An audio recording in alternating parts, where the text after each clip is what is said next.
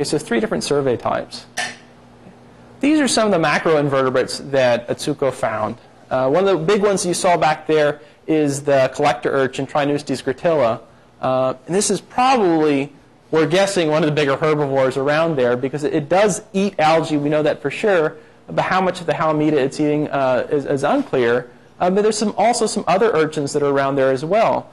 And here's that fireworm that we were talking about, which is a polychaete worm. Now, initially when we put our traps out, they were just little baited minnow traps. And I had some sausage, I think it was like Jimmy Dean sausage we baited them with, but we figured that cardinal fish probably weren't too particular. We left them overnight and came back the next day, and there were hundreds of these guys crawling throughout this trap. And it just made you think, even if you lie down on that Halimeda for a while to take a nap, that it would be like Night of the Living Dead because there are so many polychaete worms down there and so many of these fireworms. Okay. There are also a lot of mollusks. We found some slugs down there, some nudibranchs, and also some episthabranchs. Okay, this is one of the more numerous sea slugs that we found down there, the Stylocylus. Occasionally, Atsuko would find them in these large chains where one's mating with the other, the one in front of it, the one behind it's mating with the one in front of it, and it goes on for hundreds and hundreds of individuals. So it seems like they're having a good time. Okay, so macroinvertebrates. What she found, just summarizing, she didn't give me any graphs, that the diversity inside seemed to be a lot greater than the diversity outside the meadows. Okay. Inside the meadows, her average species diversity was about 6 to 10 per one of her collections. Okay. Outside, it was only 1 to 2 species. So far in macroinvertebrates, we didn't have a lot of diversity. There were urchins, there were slugs, not a whole lot going on. Okay. And she also found that there was no difference in abundance between what was inside the meadow and what was outside the meadow. So it didn't seem to be any habitat preference that way. Epifauna. Now this was all opportunistic. Atsuko said, well, you're doing these clover collections anyway, I'm going to help you out. And here's where the species diversity is. The epifauna are things that are clinging to the Halimeda. If you go back there in that tank and squirt a little clove oil in there, I can guarantee you little things will start dropping off.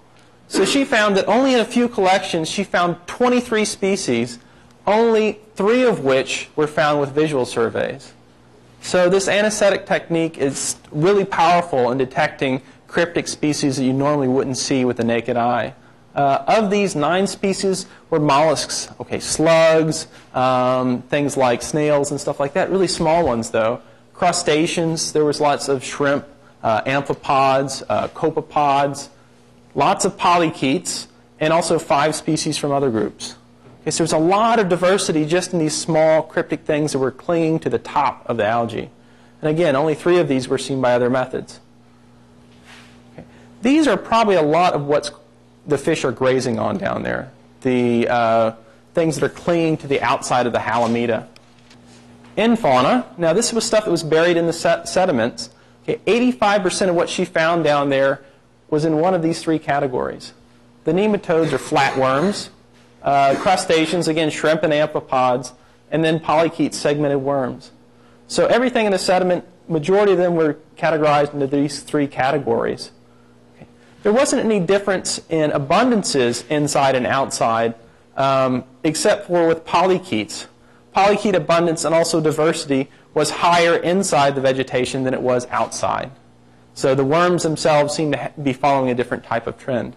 Okay, so for Atsuko's data, the overall species richness was higher inside the meadow canopy, but it didn't seem that abundance overall was different between inside and outside. Remember, for fish, abundance was higher outside, and diversity didn't differ between inside and outside. So there seems to be a difference in invertebrates and fish and the type of patterns that they show.